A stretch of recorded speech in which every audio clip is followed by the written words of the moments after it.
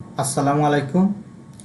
আজকে আমরা আলোচনা করব মার্কেটিং করতে যা যা লাগবে, তাই ধৈর্য সহকারে শুনতে হবে। এগুলো ছাড়া আমরা মার্কেটিং করতে পারবো না। এক নম্বরে লাগবে আপনার একটা পাসপোর্ট। যদি পাসপোর্ট না থাকে তাইলে 2026 সালে এসে আপনি আর মার্কেটিংয়ের কাজ করতে পারবেন না। দুই নাম্বার, ভালো মানের একটা প্রোফাইল থাকতে হবে।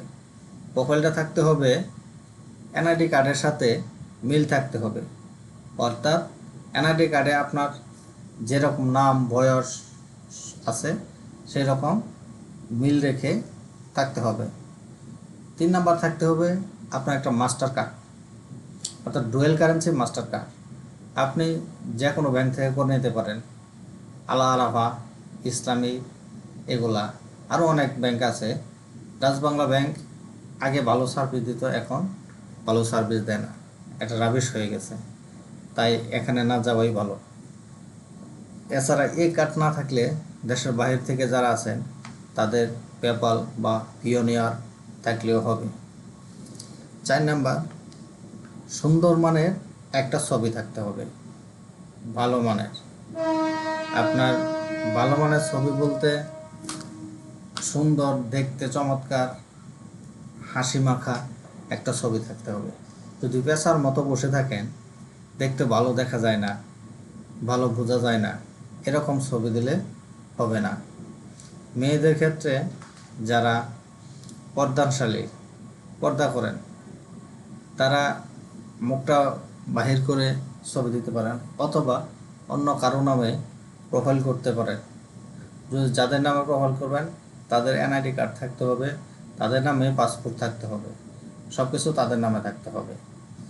এগুলা থাকলে হবে, নয়তোবা হবে না। তারপরে থাকতে হবে সুন্দর একটা এনআইডি কার্ড, অর্থাৎ যার নামে প্রোফাইল থাকবে তার একটা এনআইডি কার্ড থাকতে হবে। অর্থাৎ পাসপোর্ট না করে যদি আপনি এনআইডি কার্ড থাকে অথবা ড্রাইভিং লাইসেন্স থাকে তাহলে চলবে না।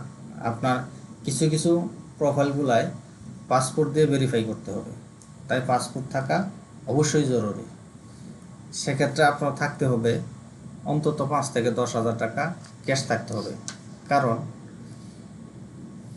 আমাদের প্রথম একটা অ্যাড রান করতে হবে, টেস্ট পারমানেন্ট টেস্ট পাবে, একটা অ্যাড রান করতে হবে, ওয়েবসাইট ক্রিয়েটের জন্য ডোমিন হোস্টিং কিনতে হবে, এগুলো আমাদের লাগবে। এগুলোর জন্য আমাদের 5 থেকে 10,000 টাকা হাতে রাখতে হবে।